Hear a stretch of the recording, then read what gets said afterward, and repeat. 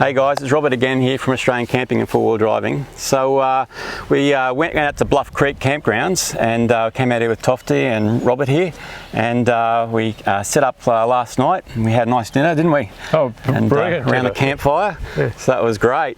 And what we wanted to have a quick chat about was the iKamper that he's got sitting here.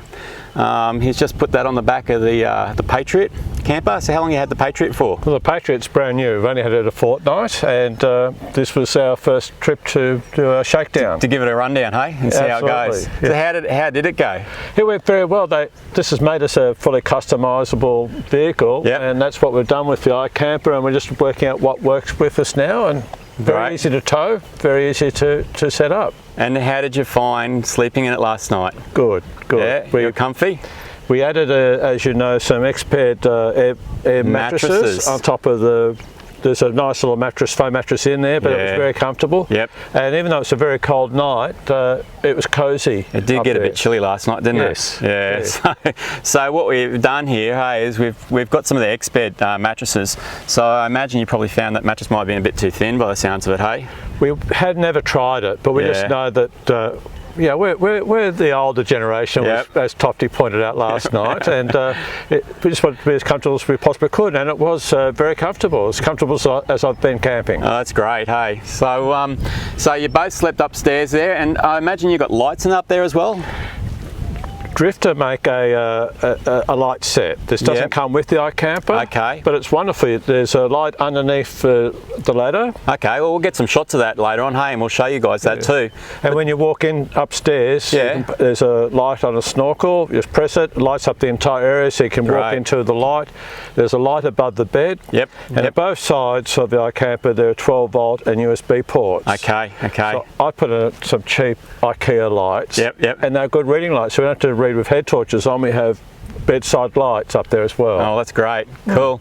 So about how long do you reckon it took you to put it up?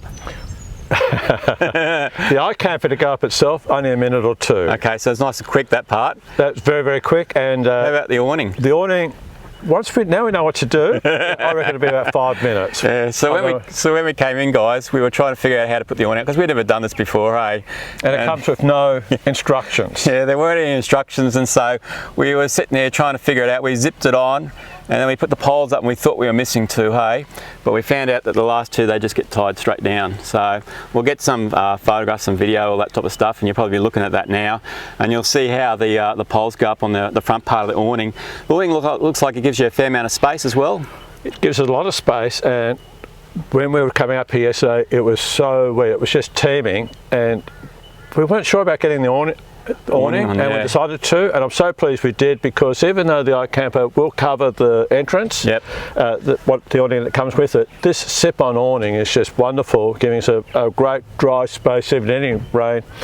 I don't feel the need to put sides on this, because we've got sides that we can put on the annex around the awning around the back of the X2, but this is a great airy little area, and gives us all the protection for the cupboard we get to here if we keep our clothes and things. And as you can see, all the ventilation we want in the world. Yeah, it looks great. It looks like you guys had a lot of space up there too, hey? It's one thing that's impressed me. Like, we've got another type of rooftop tent, and it pretty much just fits two people, and it looks like you guys got a bit of space on either side of it too.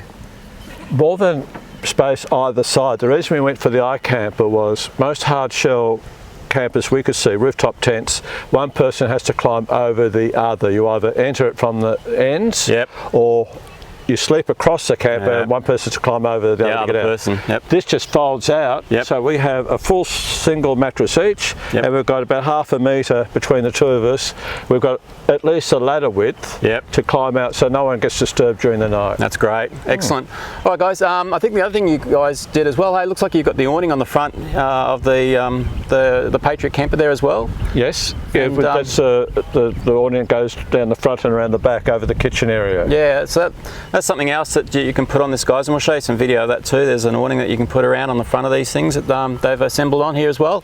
We've got a couple of little tweaks we've got to do, because this is the first probably dry run, I suppose you'd call it, isn't it? Well, this is the first Patriot X2 that has an iKamper on it in Australia. I think an X1 has had one added.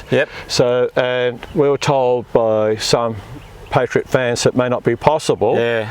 But it certainly is possible, Yeah. and it gives us a lot of space. I like how it comes out on that right angle at the back there. It's giving you a lot of like undercover area on that camper. And we have the sides, so we can put the walls up if we wish to. Yeah. Depending on what the weather does. Oh, that's great. All right. Well, I really appreciate that, Robert. Hey. Thank you, Robert. It's really great to have a chat with you, and I'm sure we'll get to see you out there on the tracks as well. Hey. Okay. All the best. Cool. Thanks for that.